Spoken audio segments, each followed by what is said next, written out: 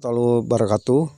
Jumpalah kembali bersama saya Agus Maulana, reporter Liputan 4 TV. Saat ini saya berada di lokasi pondok pesantren pimpinan Ustadz Muhyiddin atau dikenal dengan Ustadz Gondrong, yaitu Pondok Pesantren Al-Hidayah, di mana di sini selain Pak Ustadz ya mengajarkan dengan santrinya, yaitu untuk memperdalam ilmu agama. Ustadz Gondrong ini memiliki tugas mulia atau pekerjaan yang sangat mulia. Kenapa saya katakan seperti itu?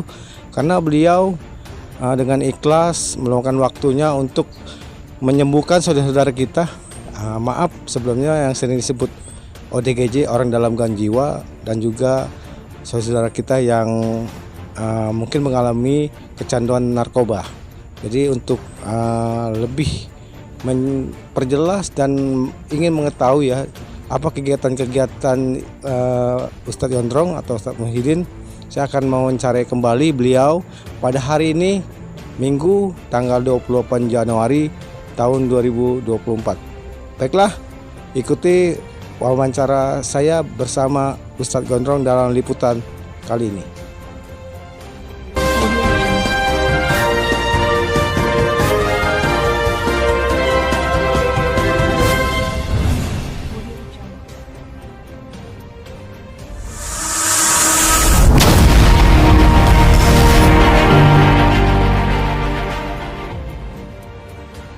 Wabarakatuh. Pemirsa setia Liputan 4 TV bersama saya Agus Maulana. Saat ini saya bersama Pak Ustadz Muhyiddin atau lebih dikenal lebih viralnya namanya Ustadz Gondrong ya. Ustadz Gondrong. Saat ini saya di lokasi Pondok Pesantren Al-Hidayah, di mana daerah ini lebih dikenal masyarakat sekitar, yaitu Talang Baru, Desa Pendidikan, Kecamatan Pendijawan, Kabupaten Ogan Komering Ulu, Provinsi Sumatera Selatan. Baiklah, saya akan langsung wawancarai Pak Ustadz Muhyiddin atau Ustadz Gondrong. Selamat sore Pak Ustadz Gondrong. Ya, sore bagus. Ini kan saya udah 2 kali nih berkunjung dan wawancara dengan Pak Ustadz ini. Ingin mengetahui perkembangan sejauh mana daripada Pondok Pesantren Al-Hidayah, di mana selain mempelajari santrinya dalam mempelajari memperdalam ilmu agama, juga beliau ini sangat mulia sekali ya, menyembuhkan bukan satu orang, bahkan sudah ratusan saudara kita yang mengalami gangguan jiwa atau lebih dikenal dengan sebutan ODGJ, orang dalam gangguan jiwa, dan juga pecanduan narkoba ya Pak Ustadz ya. Nah, kalau boleh tahu nih Pak Ustadz, sekarang ini banyak kamar-kamar ini apa aja Pak Ustadz? Silakan. Ini seperti yang Pak Agus lihat, terus terang aja berhubung pondok kami ini pondok berdikari sendiri. Jadi pasien-pasien ODGJ ini saya ajari untuk nukang apa. Jadi sekarang ini lagi mau bikin kamar-kamar buat pasien-pasien ODGJ supaya lebih layak lagi, supaya lebih manusiawi lagi. Cuman berhubung ke pondok kami itu namanya berdikari sendiri, nunggu uluran tangan orang-orang yang ikhlas baru bisa kami nempelin. Alhamdulillah kemarin sudah dikasih bantuan Pak PJ, Pak Bupati Oku. Iya, alhamdulillah, sehingga kami bisa ngedak kamar-kamar penjara ini. Ada berapa kamar yang dibangun sekarang? Sekarang ini yang rencananya itu 4, 5, rencananya 5, 6. Cuman baru 3 kamar. Nah, ini yang garap juga pasien-pasien kita Pak. Jadi nukangin sendiri kita pasien-pasien ODGJ ini no. Lagi pada kerja, lagi ngaci. Nah, ini dibuatin biar ada WC di dalamnya? Iya, dibuatin WC, dibuatin kamar mandi di dalam. Jadi mereka kalau nak BAB mau mandi, sehingga nggak dikurung selama-lamanya. Ada sesekali nanti mereka keluar untuk bercocok tanam, supaya mereka pun pemikirannya bisa pulih kembali. Sebelum kamar-kamar yang dibuat ini, mereka tidur di mana nih, Pak? Tidur di kamar-kamar. Nah, itu juga ada kamar-kamar yang sudah ini berhubung ya namanya kamar darurat semua, sehingga ya rasanya walaupun tidak layak, yang penting kan mereka tidak membahayakan orang lain. Kalau boleh tahu Pak Ustadz ya, ini kan kamarnya hanya beberapa ya, sedangkan pasiennya banyak. kalau mereka tidur di luar atau di apa masih belum jadi itu, ada nggak pernah kejadian apa pasien ODGJ ini lari dari sini? Oh, ada juga bagus, karena namanya mata manusia ini tidak seperti malaikat, pasti ada lengahnya juga. Cuman makanya dikasih kesempatan juga ODGJ yang sudah mulai pulih ditaruh di kamar-kamar yang di luar, yang sudah nggak ngeluyur kemana-mana ditaruh di luar layaknya seperti santri-santri biasa. Oh, jadi yang maaf ngomong itu pasien ODGJ atau orang dalam gangguan jiwa yang belum sembuh, mereka tidur di luar kamar ini ya? Iya, di kamar-kamar sel ini yang masih programnya ngelantur, yang masih kalau jalan nggak tahu arah, nah itu dikurung-kurung di sini. Suka ngomong sendiri. Iya. Tapi kalau yang sudah mulai pulih itu kamarnya juga di luar seperti layaknya santri-santri yang seperti biasa orang yang Jadi belajar. kalau ada pasien masuk yang masih liar Ngamuk, ya, masih. ngamuk-ngamuk langsung ditaruh di sini. Iya, iya. Ditaruh di kamar-kamar, iya. Gembok ya. Iya, betul. Jadi nanti Supaya lebih aman. sembuh di luar ya, Yang sudah mulai pulih ditempatkan di luar nanti. menjaga supaya Iya. bisa ada kesempatan lari apa gimana. Iya, sekaligus ya tadi sambil belajar ilmu agama, sambil belajar pertanian, sehingga mereka juga akhirnya berkembang cara pemikirannya. Alhamdulillah. Seperti itu, bagus. Mulia. Apa yang Pak Ustadz lakukan selama ini ya, memperhatikan orang-orang ODGJ atau kasarnya orang gila kalau di luar nyebutnya kan, Iya. orang dalam gangguan jiwa. Iya. Nah sekarang di luar mereka dianggap sepele, tapi Pak Ustadz sendiri memuliakan mereka ya, dikasih tempat, dikasih tempat apa tidur nanti kan, dikasih apa WC-nya kan. Jadi apa yang membuat Pak Ustadz sangat memuliakan orang-orang ODGJ itu Pak? Karena sebetulnya bagus, sebetulnya manusia itu segila apapun sebetulnya masih punya hati nurani dan masih punya kebaikan. Sehingga saya yakin orang di luar sana punya pendapat bahwa orang gila itu sudah tidak ada guna, tidak ada fungsi, bahkan lantang-lantung tidak jelas. Kalau saya meyakini bagus bahwa mereka ada manfaat. Kalau dia boleh tahu nih tukang-tukang yang ngerjain ini sehat apa bagaimana tuh? Nah, terus terang aja, Ngerjain. saya juga bimbing mereka jadi untuk berkarya dan untuk belajar kreatif, sehingga ini semua Ya. yang ngerjainnya ODGJ semua, Pak. Bangunan ini semuanya yang ngerjain ODGJ semua. ODGJ yang gimana? Misalnya kata ODGJ yang sudah 50% baru mau sembuh apa yang 90 apa gimana? ODGJ yang sudah mulai pulih dikaryakan dan saya ajarin nukang, cara berkebun, sehingga ada yang lagi ngurusin kebun sekarang. Jadi kalau suruh nyangkul Pak Ustadz nyangkul tuh Nyangkul, kalau saya suruh nyangkul nyangkul, nyemen. kalau suruh saya nyemen nyemen. Dikasih makan nggak Ustadz? Suruh kerjaan nggak makan gimana tuh? Nah, makannya jam berapa tuh ODGJ? Kalau dikasih. pagi, siang, malam. Makannya biasanya sarapan, nanti jam 1 makan siang, nanti malam makan malam, sudah maghrib baru makan malam. Semenjak di pemberita apa diviralkan dengan di tempat ya, apa 3 bulan lalu ya, itu kan banyak dihubungi keluarga pasien mau masuk sini. Gimana perasaan puasa sudah dikenal saat ini? Terus terang aja bagus. Senang dan tidak senang ini berhubung tahu sendiri Pak Agus ya. Mau naruh aja tapi dia makan nggak dipikirin. Belak-belakan aja Pak Ustadz ya, gimana? Soalnya ya diantaranya juga ada yang seperti itu Pak Agus. Ada yang doang ya? ada yang cuma naruh doang. Bulan ngasih uang makan gope ya 500.000 ya, 3 kali makan ya. Mending ada juga yang enggak, ada juga yang suruh matiin Mbak ya, anaknya. Jadi akhirnya saya berpikir ya sudahlah, saya belajar ikhlas, mungkin toh semuanya makhluk Allah semua. Gak melebihi dinas sosial. Iya. Apa Pak Ustadz ini? Nah sekarang Pak Ustadz, sekarang udah cita-cita mau punya kamar, memperbanyak kamarnya sudah terwujud ya, walaupun belum selesai. Nah sekarang nih Pak Ustadz, gimana lah caranya supaya bisa terwujud? Kalau Pak Ustadz sendiri gimana berpikir? Sebetulnya masih banyak bener program saya Pak Agus, cuman berhubung ada keterbatasan ekonomi dan ada keterbatasan masih kurang banyak sebetulnya untuk fasilitas di pondok saya. Sebetulnya keinginan saya mah pengennya lebih memanusiakan mereka sehingga ngasih tempat yang layak. Cuman kadang-kadang berhubung ekonomi kita juga ada yang kamarnya kamar masih darurat, Pak Agus. Boleh kita lihat? Silakan Pak Agus, kita lihat bareng-bareng. Gondrong akan memperlihatkan kamar-kamar yang sudah selama ini dipakai, yang tadi baru tahap pembuatan ya Pak Ustadz. Ya. Silakan Pak Ustadz, jelaskan Pak Ustadz. Nah, ini dibuatlah kamar darurat tadinya.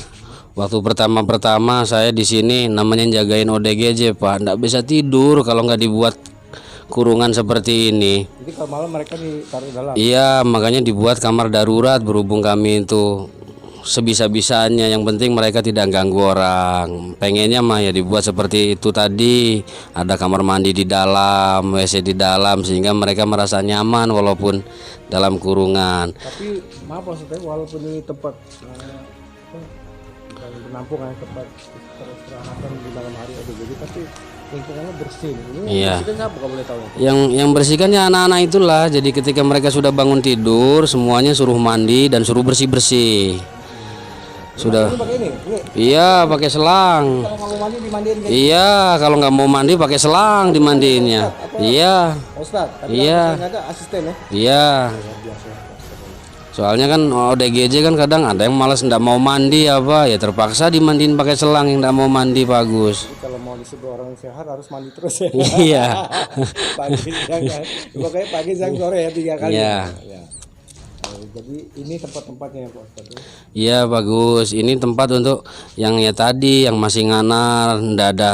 Kadang kalau sudah berjalan dia nggak jelas arah, jadi supaya mereka aman taruh di sini kalau malam. Nanti kalau pagi dibuka dikaryakan mereka. Itu kan ada yang dikurung siang hari ini. Apa? Nah, Kan harusnya malam dikurung. kebetulan dari tadi pagi itu cuaca itu gerimis terus. Nah, jadi Soalnya kalau gerimis itu mereka pada kotor, akhirnya kamar juga kotor, makanya mereka akhirnya hukum aja. nggak saya keluarin. kemana-mana gitu ya.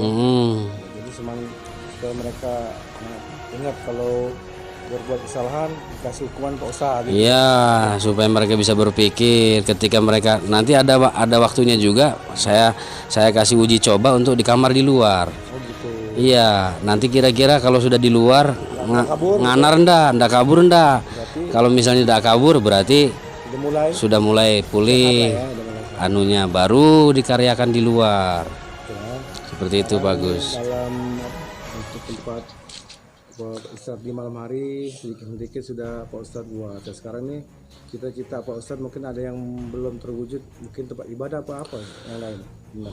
Ya banyak yang belum terwujud itu Pak Agus, cuman berhubung nunggu uluran tangan ini. Alhamdulillah dari liputan Pak Agus yang pertama itu, alhamdulillah ya dapat saya bantuan. Hanya segelintir orang tapi Pak Agus sehingga Itu arti ya.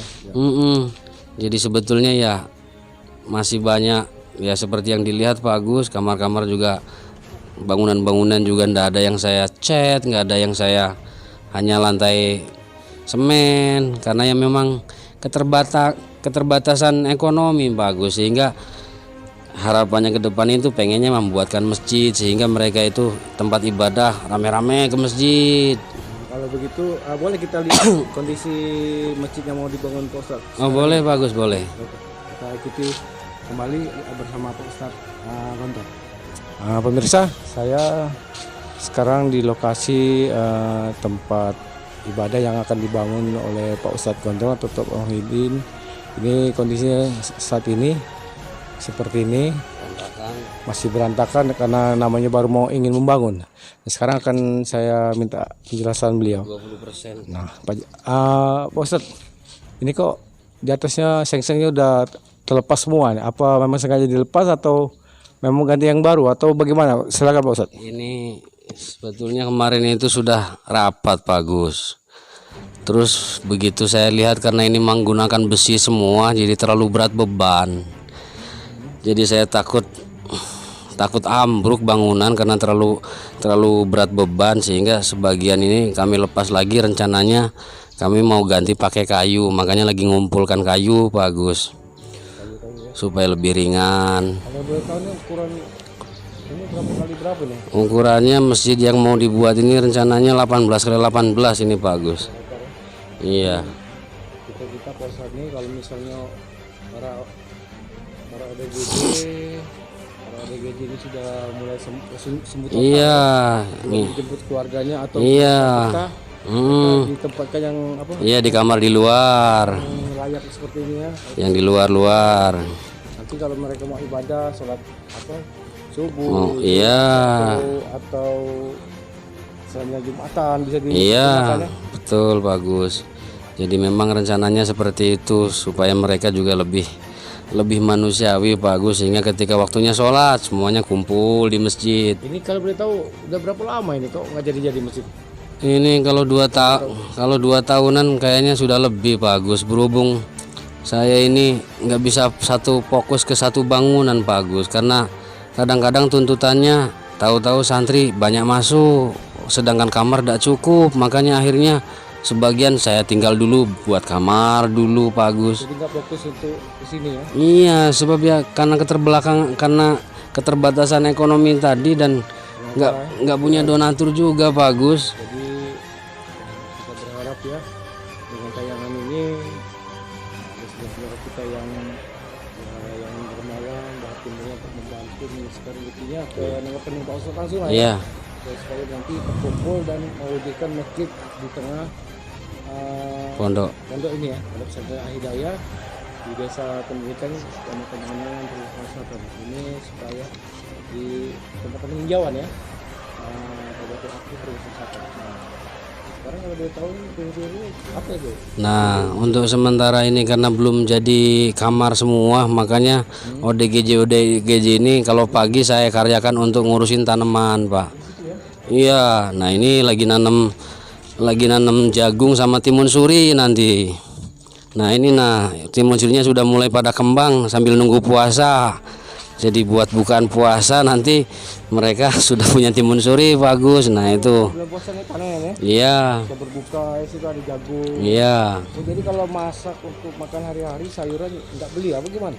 Masih ada beli, kalau tetap aja ada kurang-kurangnya bagus, entah bumbu, entah apa. Cuman sebisa-bisa kami ya supaya lebih hemat pengeluaran, namanya biaya 500.000 Pak Agus.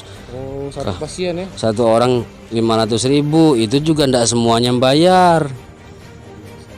Ada juga yang ndak punya orang tua, ndak punya keluarga lagi, jadi terpaksa akhirnya jadi tanggungan kami, dan kami sebisa-bisa kami untuk menanggulanginya. Awalnya keluarga atau masyarakat mengantar pasien ODGJ di sini, sebulan bayar 500, 2 bulan bayar 500, 3 bulannya macet. Iya, ada yang kayak begitu, ada yang sudah tahu-tahu sudah kepusingan, sudah Pak Ustadz kasih racun aja Ustadz anak saya, habis itu ndak aktif lagi nomor.